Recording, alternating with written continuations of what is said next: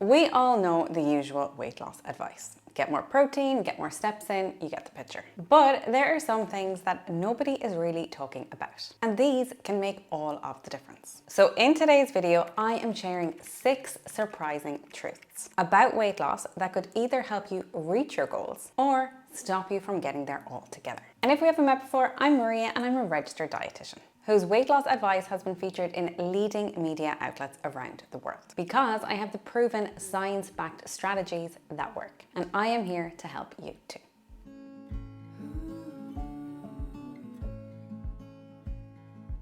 So the first thing that so many people don't realize is that liquid calories like your protein shakes, your smoothies, and your meal replacement drinks, these are actually not very good when it comes to losing weight. Why? Well, that is because food form matters, and drinks do not fill you up in the same way that eating solid food does. A latte or a smoothie or even a healthy protein shake, these can have hundreds of calories, yet the body still doesn't really register these liquid calories in the same way. Chewing food sends better signals to your brain that you're actually eating. So it can be very easy to overdo it with liquid calories without even realizing it. And an excellent example here was a study where they took 2 groups of people and they compared a solid protein meal with a blended version. And both of these meals were matched for calories. But what they found was that the group that ate the solid meal, this suppressed their hunger and their desire to eat much more effectively. Now, if you like smoothies and shakes, it doesn't mean you can't have them, you just want to use them a little bit more strategically, not reflexively.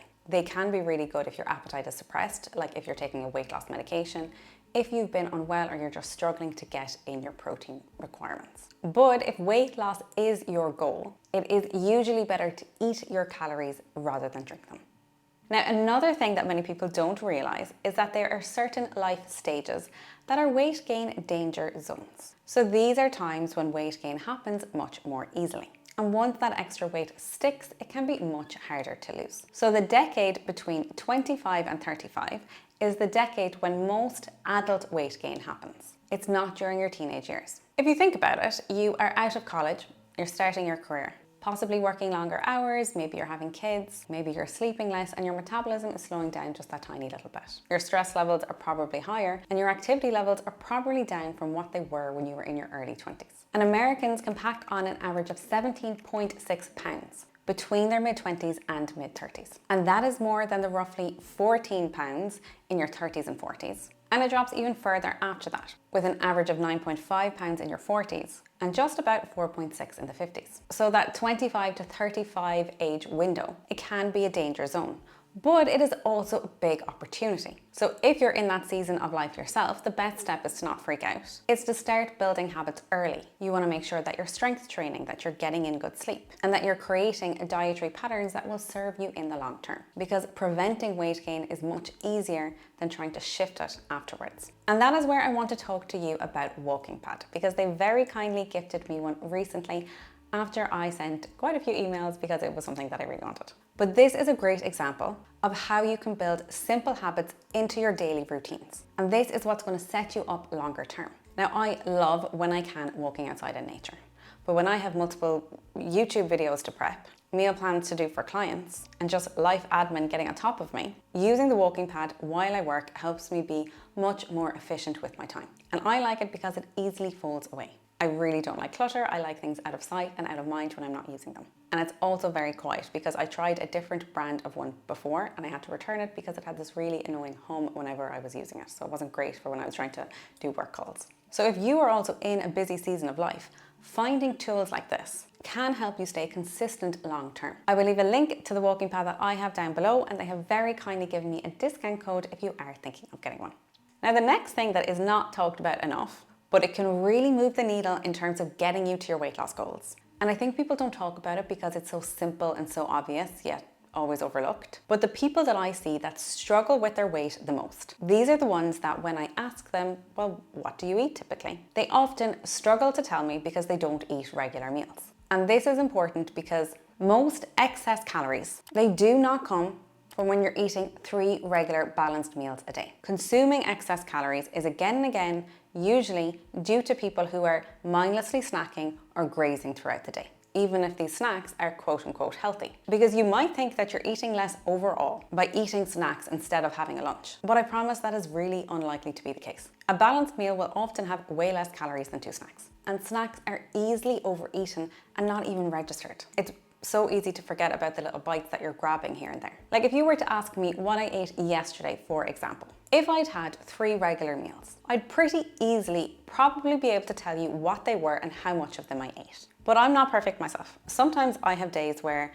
everything is a little bit flustered, I'm just very busy, and my eating is a lot more unstructured and I'm just kind of grabbing things here and there when I'm hungry. Now, if you were to ask me what I ate on one of those days, I probably wouldn't really be able to tell you. It would probably be something like, okay, well I had breakfast, but then I kind of got busy, so I had grabbed a couple of crackers and I had some snacks, then I had some toasted peanut butter, and then dinner was just a little bit rushed, so I had like some leftovers, and then I was trying to finish off a work thing and I got hungry, so I had a bowl of cereal. It would all just be a bit of a guessing game. And this happens to so many people, and they think, well, I'm not actually eating that much because I didn't really have anything for lunch. I didn't really like have a proper dinner. But they actually probably overate on all of the other little things, because it's the mindless snacking, the finishing the kids' leftovers, the grazing while you're trying to cook dinner. These are the little things that can quietly add hundreds of calories without you ever even realizing or feeling satisfied. And sitting down to eat structured meals helps bring awareness. It leaves you much more satisfied eating fewer calories overall.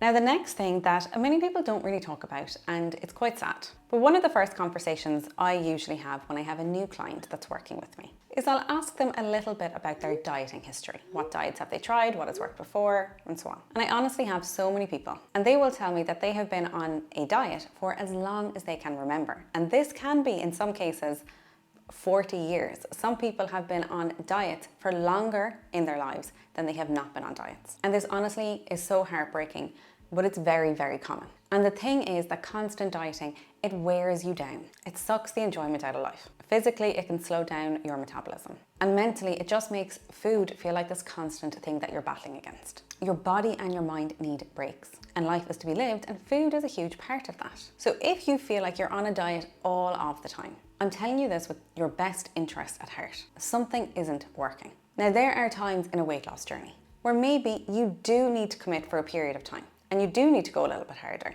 and it is a little bit less enjoyable. I like to call these, when I'm working with people, maybe like a diet sprint that we do for 8 to 12 weeks. But then we need to go back and stop and focus on maintaining that weight loss and making sure that we're doing habits that we can sustain longer term. Because if you're doing things that you don't see yourself doing forever, you're not going to be able to keep that weight off forever either. But sustainable weight loss does not come from being on a diet forever. It comes from building a routine that you can actually live with. And yes, of course, there is times where you need to practice a little bit of restraint. You can't be eating at the buffet all day, every day. But there is a happy medium that can and should be found.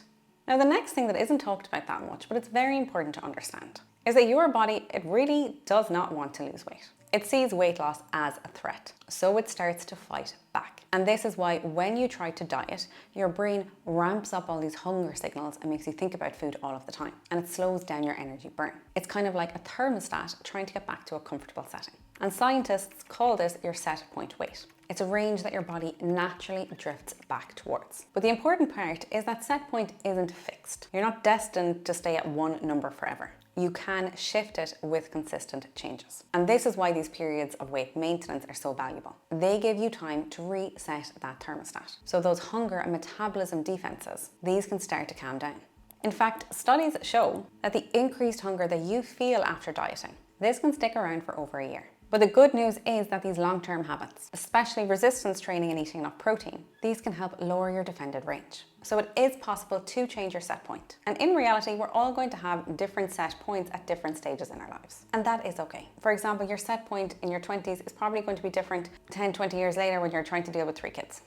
Now, I also want to talk about weight loss drugs. These can be excellent. And I really do believe that it is fantastic that we now have more resources available to us to support people who are really struggling with weight loss. And there should be absolutely no shame in taking them. But, and a very, very strong but, is that they should not be misused. And I'm seeing a lot of this lately. A lot of people now are taking them for more of a vanity purpose. They want to try and lose those last 5 to 10 pounds that are just hard to shift. But what many people don't realize is that when you're using them like this is not what they were designed to do and what the research has looked at. Because when we've been studying and researching these weight loss drugs, We do like a risk versus benefit analysis. And this has been done in people who are very overweight with other comorbidities like diabetes or heart disease, or people with obesity. And they have found that by using these and having weight loss, it has been overall found to be beneficial for their health. But these studies have not been done in people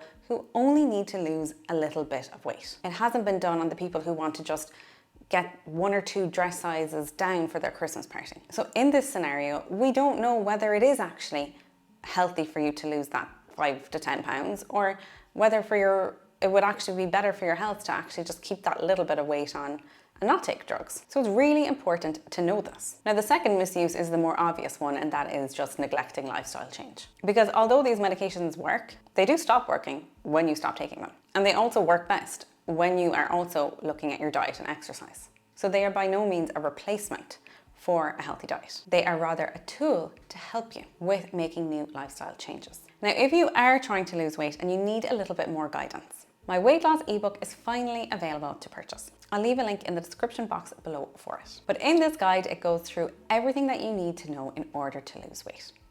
How many calories you should be eating, protein, what to do if you don't want to worry about calories and you want to just make it a lot more simple. And it has all of my tried and tested best weight loss tips. So it's like working with me, but for a fraction of the cost. And you also get lifetime access to it once you have purchased. And that will include all future updates, because I'm going to be updating it as we get new research and new strategies to help people with managing their weight. Because weight loss is hard, but it doesn't need to be that hard when you have the right plan and support in place. Now let me know in the comments below if you have any questions from today's video, or if there's any topic that you would like me to cover next. I'll leave a video on the screen here of a video that YouTube has specifically picked for you because it thinks you would like to watch it next. As always, thank you very much for watching. Stay happy and stay healthy, and I'll see you again next week. Thanks for watching.